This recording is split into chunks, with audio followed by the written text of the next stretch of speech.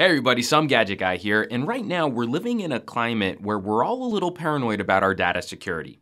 Not only our cloud and social networking services, but also just how we can protect our files, our photos, our documents, our videos, our audio files on our own home networks and our own computers and desktops. And especially as that data tends to be very mobile, we're constantly using small storage devices to move files back and forth between our different computers. Today, we're going to be taking a look at a secure flash drive from Kingston, specifically the DataTraveler 6000. Now, this little sucker is the premier end of Kingston's secure data solutions.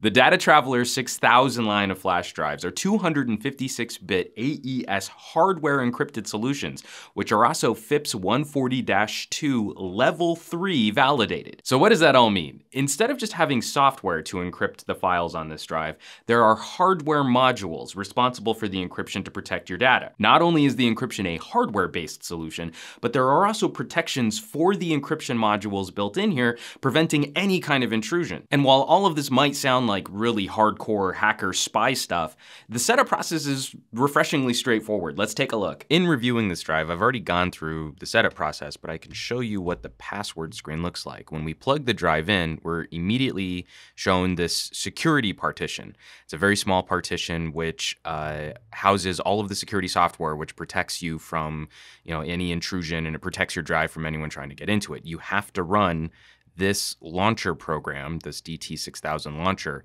before you can get into your storage partition. And as you can see down here, my computer, there is no storage partition shown right now. It just shows this DT6000. So we're going to run this, and it's going to freak out because I've already to wipe out the drive and to show you guys what this looks like, I've already used too many logon attempts. After 10 logon attempts, 10 failed logons, it nukes the drive, and then you have to start fresh. So that's what I'm going to show you here. So I'm just going to, whatever, it's not really the password. And see, you have reached the maximum number of illegal password entry attempts. We're going to hit OK.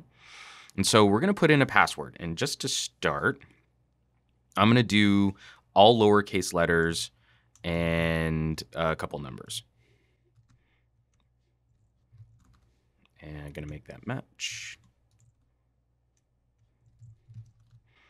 And blah, blah. You don't get to know what my hint is. And we're going to hit OK. And rightfully, the Kingston DataTraveler 6000 software has rejected this password because it's too weak. We're talking about military-grade encryption, so we want to make this better. So now I'm going to put in a password with an uppercase letter, a special character, some numbers, and we're going to see if this, I'm going to delete the hint. You guys don't get to know what my super ultra hardcore password is. And let's put that. It's doing its jam. And bam, now we have access to the E: drive, which is the 16 gigabyte storage. And if I come over here to computer, you're going to see two drives now showing up. So this is the security partition. You can see it's only 68 meg. And then after formatting and the fact that, storage companies always advertising lie to us about how much capacity there's 14.8 gigabytes ready to go in protected storage, and it now shows up in my computer. And you'll notice down here at the bottom, there's this little program now running in my taskbar, and this is what controls access to the DT6000. So even if you disable auto run on your system, you have to go through this software to get access to the storage on the DT6000. And I'm going to go ahead and shut this down, and we can get on with the rest of the review.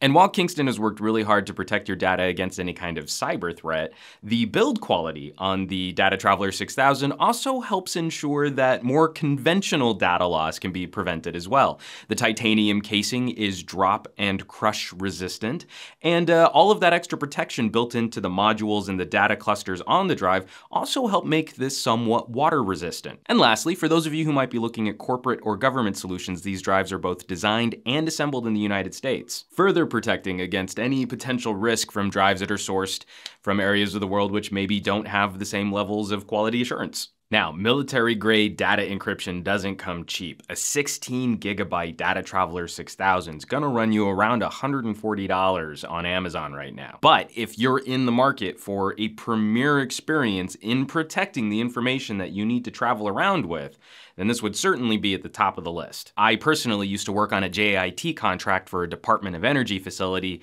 and something like this definitely would have come in handy. And of course, for consumers, while a lot of these protections might seem like overkill, you also just need to judge for yourself how important your data is to you and whether or not anyone might be able to profit off of it if it were to fall into the wrong hands. And if the DataTraveler 6000 seems like it might be a little too much for your personal information, but you still want some kinds of protections in check, I would definitely recommend checking out Kingston.com, as they've got several tiers of protected and encrypted drives below the 6000, which might better fulfill your needs. However, as I've done a little government work and I'm paranoid as crap, I'm gonna hold on to the 6000, and this is where I'm gonna be keeping all of my personal info, especially my banking information and some of the proprietary lists of contact information that I do working in Hollywood, so as to better protect my business and myself.